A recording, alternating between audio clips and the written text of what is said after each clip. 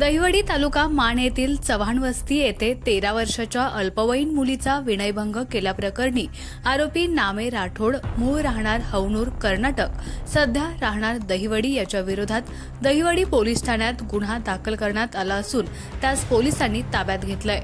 पोलिसांनी दिलेल्या सविस्तर माहितीनुसार दहिवडीतील चव्हाण वस्ती येथे राहण्यास असलेल्या 13 वर्षाच्या अल्पवयीन मुलगी राठोडच्या खोलीत आईचा आणि चुलतीचा चार्जिंगला लावलेला मोबाईल आणण्याकरता गेली असता त्याने वाईट हेतूने हात ओढून तिचा विनयभंग केला।